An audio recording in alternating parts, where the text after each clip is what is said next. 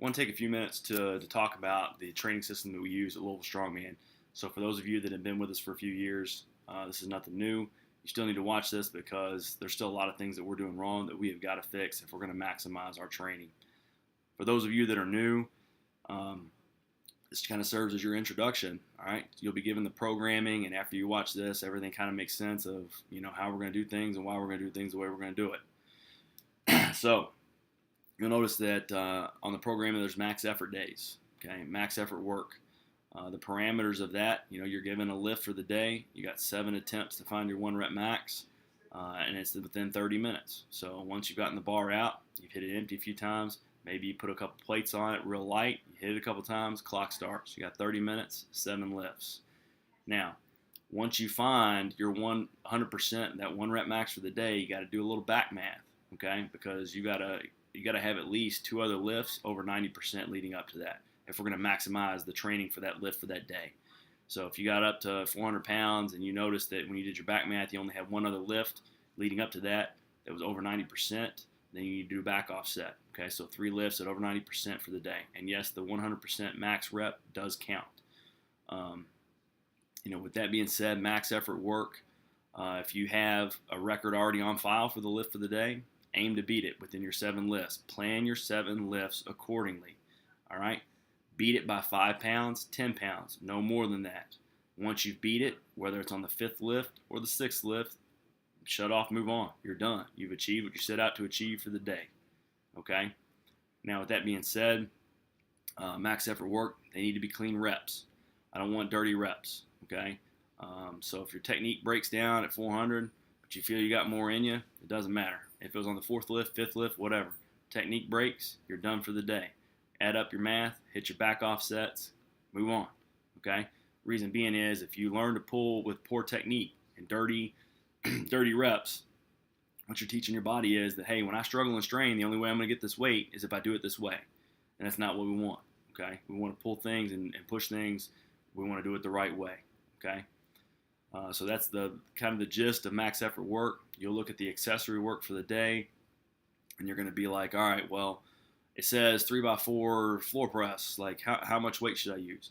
In the first week in the cycle, that weight, it should feel like on your 4th rep, like an 8 out of 10 on an RPE scale. Okay?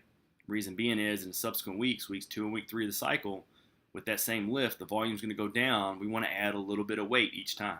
Now, you go redlining yourself in week 1 on all 4 of those sets. You don't give yourself a whole lot of room to grow. All right? So start and err on a little bit lighter side for week 1, add weights in week 2, and then in week 3 you can really push the weight for the accessory work, okay, because the volume is going to be really low. Dynamic effort work, the point of dynamic effort day is speed. Go, baby, go. All right? So you get your squat and your deadlift, your press, you got to make it move as fast as you can. Now, I don't want to build explosive strength with these lifts. I don't want you being able to jump through the roof. But the weight's got to move fast. So if the weight's moving slow and it's turning into a grinder, I don't care if it says 60% or 65% or whatever. It's not the weight on the bar that matters. It's the quality of the movement. So back the weight down until you can move it fast, because that's the point. Now, the other point is this is how we build conditioning, right? We build conditioning, we build our tissues on dynamic effort day. So after we've gotten our speed work in with the main lifts, you only get 30 seconds of rest between sets. This is how we build for repetition events in the sport of strongman. This is how we get conditioned, all right? So that's why you only get 30 seconds. Are you a little winded? Good.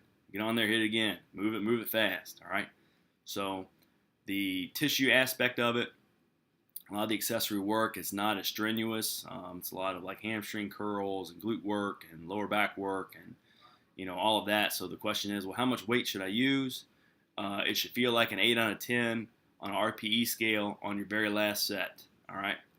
You get 30 seconds of rest between sets on your accessory work as well.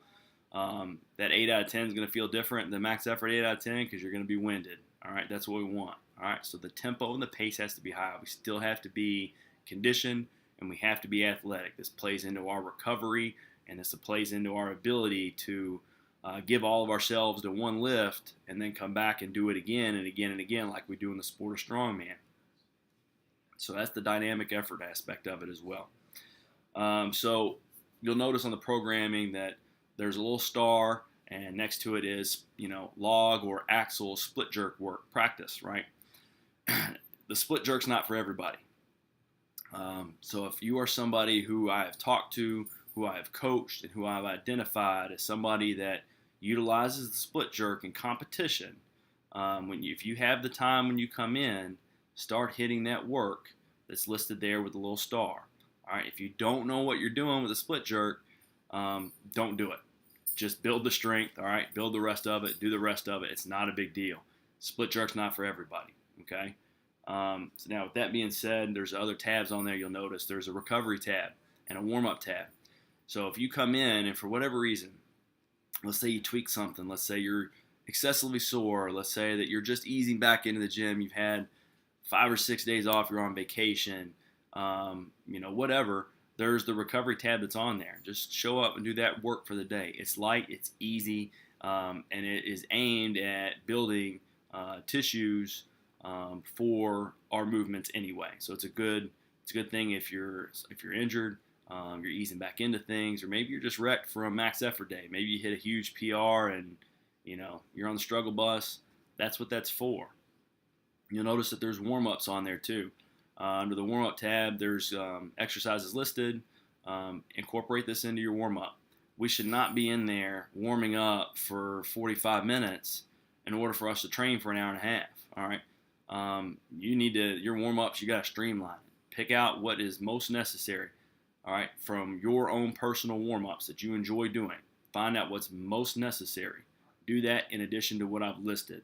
These warm-ups will change over time as I'm noticing trends among athletes, but make sure that you're incorporating that into it. Now, that pretty much covers everything. I keep glancing over my little piece of paper, make sure I don't miss nothing. That pretty much covers everything. Now, you're going to have other questions. I get that. There are movements you're not familiar with. Look on the YouTube site for video demonstrations for those movements, okay? So everything should be on there. If you have any questions, you're always more than welcome to reach out to me. My email is mark@louisvillestrongman.com. That pretty much covers everything. And if you have any other questions, reach out to me. If not, you're going to see me around. I'm going to be bugging you a lot anyway. I'll see you on Saturdays when we're coaching. But the most important thing is that you need to be smart during the week and apply things the way that I've kind of laid it out, okay? And I think if we do that, you're going to continue to make progress. You're going to get stronger. You're going to get better shape. And your risk of injury is going to go down, okay? This is the most effective training system that we've used, and I've experimented with all of them. And I always come back to it because of the low rate of injury and the gains that we've seen from it. So I'll see you guys around. If you have questions, hit me up. Thanks.